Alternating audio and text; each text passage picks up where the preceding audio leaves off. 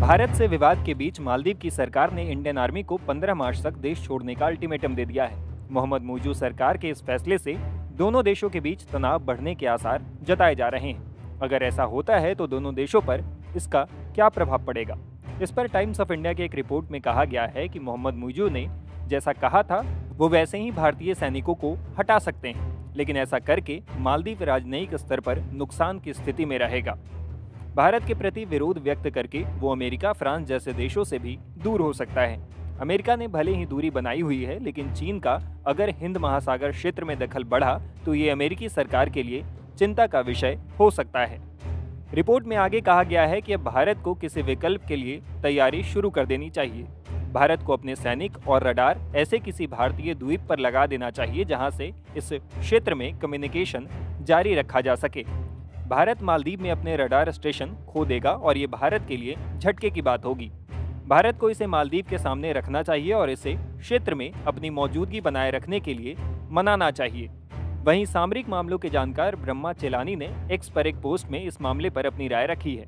उन्होंने लिखा, हिंद महासागर के देश मालदीव में मुश्किल से 5.5 लाख लोग रहते हैं, लेकिन इसके नए इस्लामिक झुकाव वाले चीन समर्थक राष्ट्रपति बीजिंग की अपनी तीर्थ यात्रा से इतना साहस जुटा पा रहे हैं कि भारत को डेडलाइन दे रहे हैं और भारत को लेकर आक्रामक बयान दे रहे हैं ताकि मालदीव को तोहफे में जो हेलीकॉप्टर दिए गए थे उनके रखरखाव के लिए मौजूद कुछ दर्जन सैनिकों को भारत भेजा जा सके।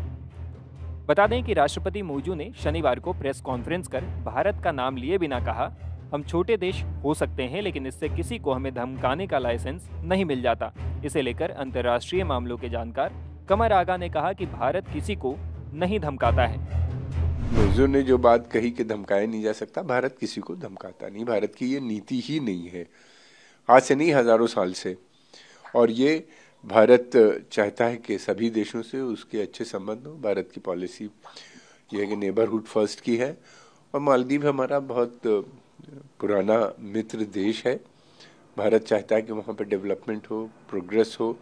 भारत साथ में ये भी नहीं चाहता कि वहाँ पे किसी दूसरी कंट्री का मिलिट्री बेस बने या वहाँ पे इस तरह एंटी इंडिया एक्टिविटी का वो सेंटर बने उस देश में।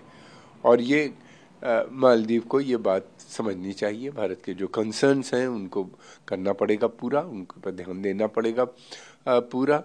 और मैं समझता हूँ कि मालदीव को बगैर भारत के मालदीव में प्रॉब्लम आ जाएगी, इकोनॉमिक क्राइसिस भी आ जाएगी। बड़े मूल में भारतीय लोग वहाँ जाते हैं, टूरिज्म में जाते हैं, बहुत से प्रोजेक्ट्स भी भारत के चल रहे हैं और भारत के समर्थन में वहाँ बहुत लोग हैं। चाइना को अब चाइना ने जो कुछ किया श्रीलंका में या पाकिस्तान में, जिस तरह से उन्हीं ने बेल्ट एंड रोड इनिशिएटिव या चाइना पाकिस्तान जो इकोनॉमिक कॉरिडोर बनाया है, उसको सब जानते हैं कि उससे न तो पाकिस्तान का फ़ायदा हुआ, न चाइना का, न श्रीलंका का। केवल फ़ायदा हुआ तो किसी का चाइना का हुआ है। तो इस तरह के प्रोजेक्ट से वहाँ की आम जनता भी नहीं चाहती।